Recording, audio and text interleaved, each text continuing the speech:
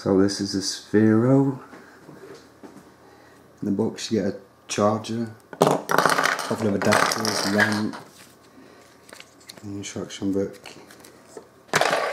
Now, I bought this because I see the videos, you know, with the shotgun, and to me, when I see the shotgun, I think that it'd be suitable for my dog, because I've got quite powerful dogs, and I think you know, if a shotgun didn't penetrate it, it'd be fine. So I had this about a week now, and I find that the shotgun video is very misleading, because the more I analyse it now, I see that at the end they didn't actually demonstrate the Sphero moving.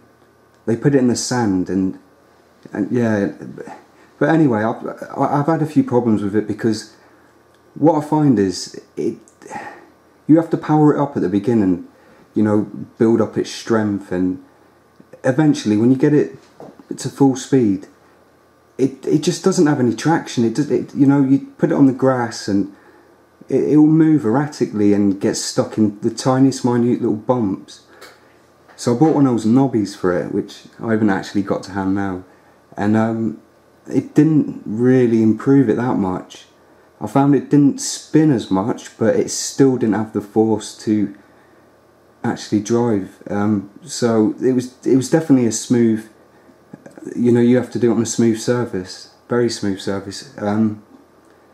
So I take this out when I take the dogs for a walk, and we end up, well, they like going in the tennis courts because it's quite long and we can throw the balls.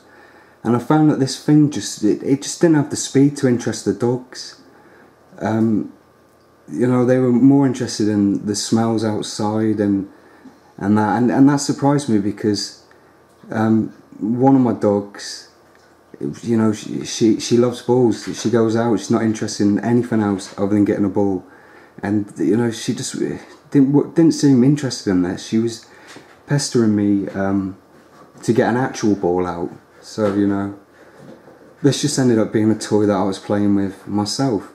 Indoors is a different matter, you know, because you can drive it under furniture and, you know, have a bit of fun. So indoors they really did like it. So, you know, that's a plus, a big plus.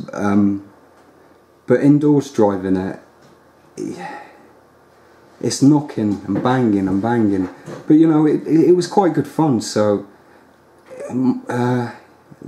they had a new update maybe like a couple of days ago, so I updated it, and it made the functionality on the phone, you know, better, and it gave it more things, like it could now jump a bit, and it also had this rocket thing on, and you know, I weren't sure whether that was, well, what it was, but it seemed to make it violently jump.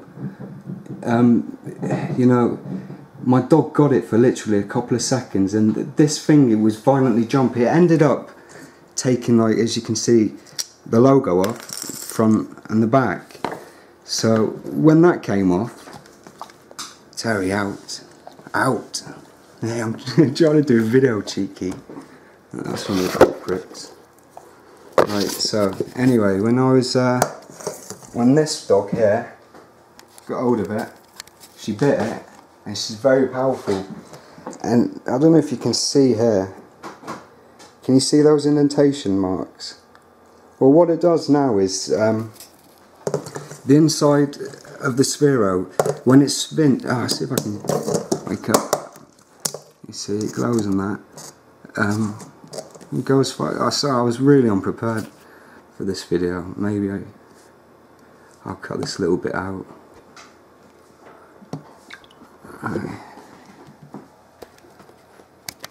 Right, we're back now, a bit more prepared. Right, so this is the menu screen.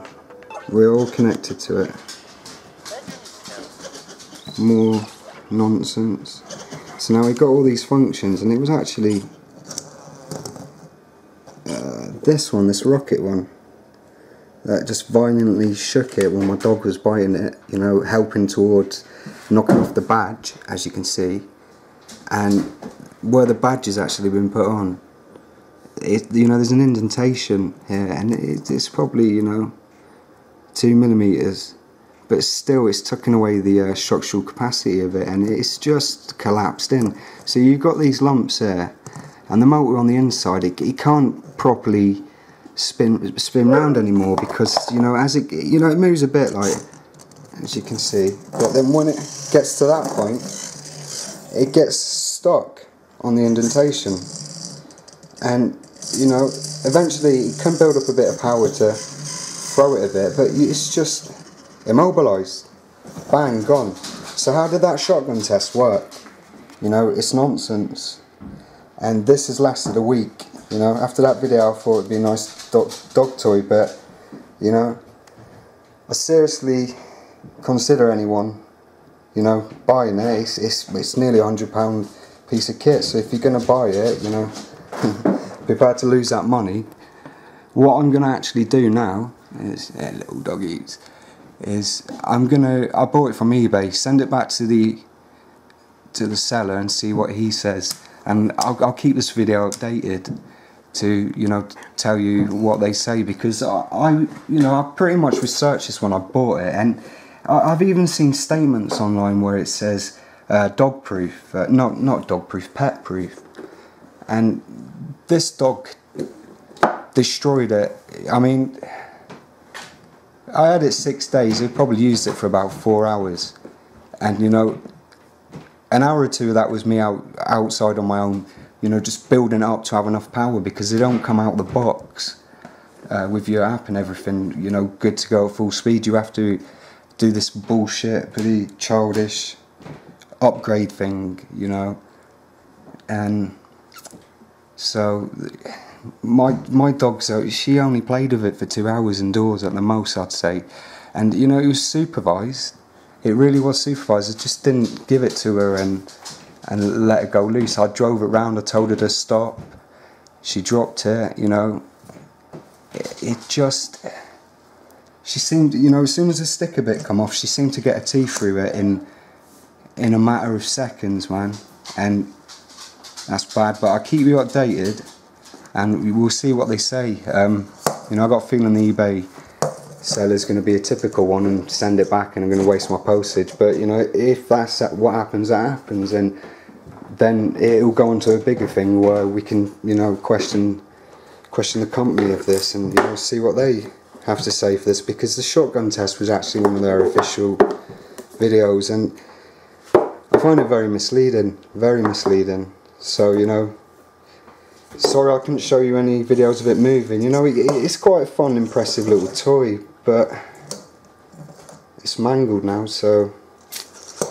we'll see what happens. If I get a working one back out of this, we'll have a play about with it, but otherwise, anyway, cool, cheers for watching.